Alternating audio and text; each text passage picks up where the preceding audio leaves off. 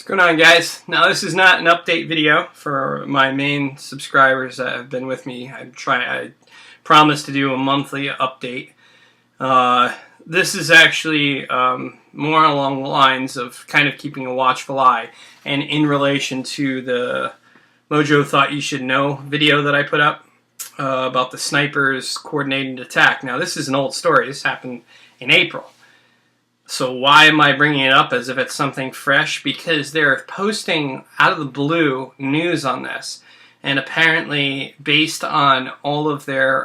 in fact, there's a new one out from the Los Angeles Times with a video, which I will attach. I was going to kind of download and throw it and mix it with this video, but I'm just going to put the links. I'm going to put the links of the article that I put in the previous video I did and this article. So why is this so important? What's such a big deal? Self-Prepared, who made a comment, said, well, it's really unusual that it's just coming out now. And that was exactly the point. Why would they be releasing it? Well, I'll tell you, there's two reasons. They have no leads at all. So they're hoping by, a lot of times what they'll do is keep everything quiet and not put anything in the news except for that little blurb. I mean, it didn't get that much news attention when it happened. And then it just went away really quick. And if this was done by people who are kind of attention-seeking or really wanted to get an impact on the news, something would have happened. There would have been another type of event, or someone would have squealed and said something within that group that perpetrated this exercise. There was no leak. Nothing else came out of it. Just this one attack that you see. And that's the point. I personally don't think it was anything to do with terrorism. I think it had, and of course the representative was calling it terror. I guess in a sense, I guess you can call it that. I think it was a group within the United States. I think it was Americans that actually did it to test, to see what would happen, what the reactions of the local authorities would be. How long the power would be out, how long would it take them to restore it. Now, they were able to, as you'll see in this one article, they were obviously able to get it back up and running, but it took them a month to repair everything. Think about that. This small-scale attack. Now, the other thing to keep in mind is, what are they going after? The power. This is something we've all been talking about, we constantly talk about, and why power is the way it's going to happen. That you take away the power, you take away everything that we use in our way of life today. All the technology, it's gone without any power. That's why all the prepping I do, and the most power-related things I have are some solar things, some little bit, but I don't go crazy with it, because really the thing you should be focusing on is food, water, and preservation of that said food, and of course, protection, to be able to protect you from someone who tries to take what you have. Those are like the main things you should focus on. Trying to make sure you have, spending all this money on just the power angle, or all those things need to be maintained. If you don't know how to work on that stuff, if you don't have backups to help repair something that might fail, it just opens, it creates more points of failure when you start like banking on trying to keep power going for your house. If that's what you want to do, by all means. I don't. I try. We were able to deal and survive, back in the day, well without power, and all the gadgetries that we have. Yes, does it make life easier? Yeah, but I survived very well during the hurricanes without power, and could have gone for a very long time, probably right down to the year that I set up for myself. I would have been able to go for a year with no problems at all, which to me is pretty reasonable. As far as being prepared for an end of the world as we know it, I mean that's almost impossible to do unless you have a large group, and it's not something that I have the time to put together. So the next thing we gotta ask is who did this, And that's the question to ask. Who's involved? It's not going to be terrorists in the sense of Islamic jihadists, because the whole point in terror is to get it in the news. Because any type of attack, especially on American soil, this is something you get in the news to embolden all of your other followers throughout the world. It's, look what we've done. So the whole point is to get as much news. Now, yeah, it didn't have the effect that, so maybe that's why it didn't get in the news. No, that's not true at all. The fact that nobody knew anything, they couldn't find anything, that's why they've kept it under wraps. You know, they're hoping that gopher is going to stick its head out, and it never did. And they're still empty-handed. So then the next thing, it could be local. It could be, I mean, California is one of the states that is the least free. Right up there with my old state, New Jersey and New York.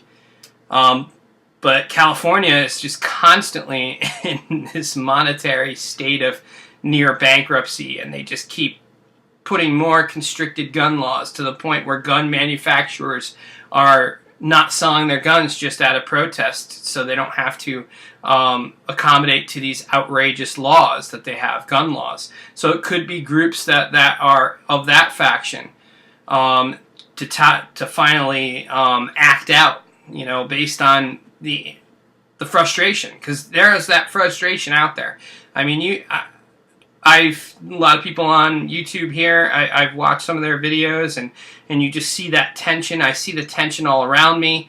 Where I live, it just, especially people who are like-minded, they're frustrated. They're just like fed up. They like, we're going in a direction, and there's nothing that's stopping us from going into this, off this cliff. Who's going to do something? So it could be that type of a group, like a group that is a group of Americans. The next thing is, it could have possibly very well been special ops from our side, testing out the infrastructure, seeing how fast something can be restored, see what the locals would react to.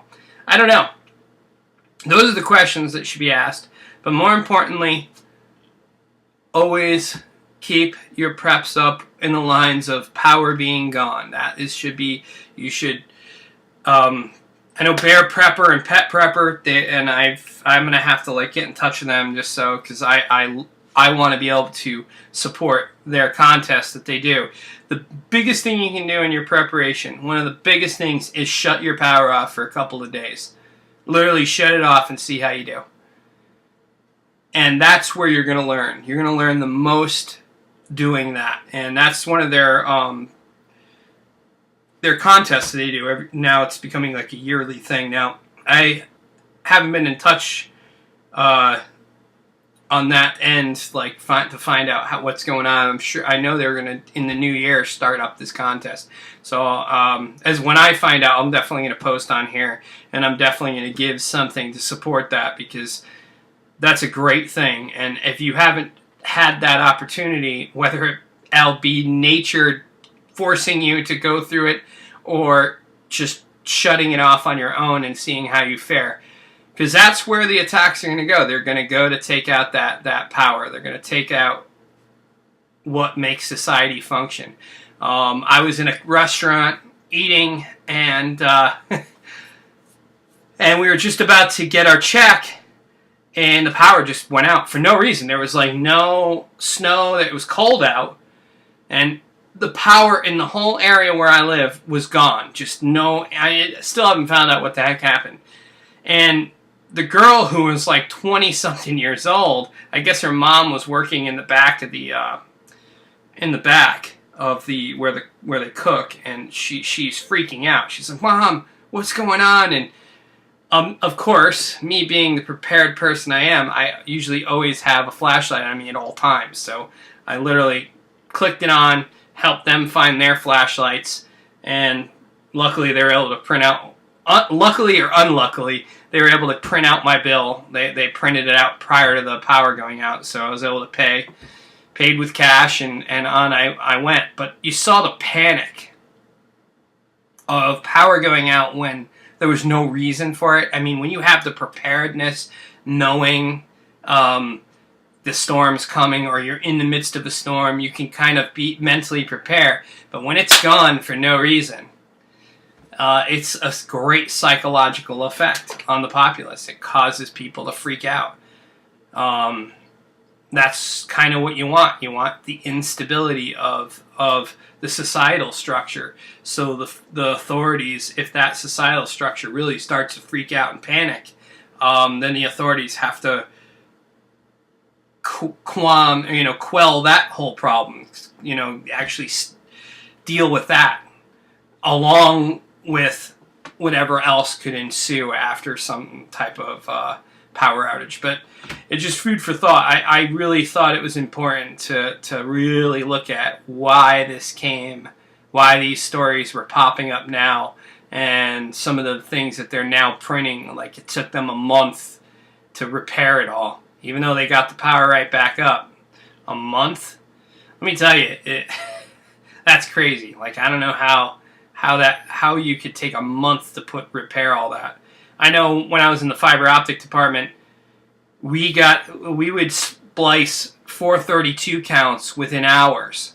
I mean, we would pride ourselves in getting like messes fixed. I mean, even some of the worst case scenarios, multiple burns in areas, we'll still have it up within a couple hours. It will be done within a 24-hour period.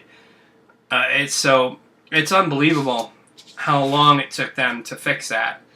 And that in itself is another thing to take note of. So do your best like God of the rest. I hope all you guys are good, and see you around.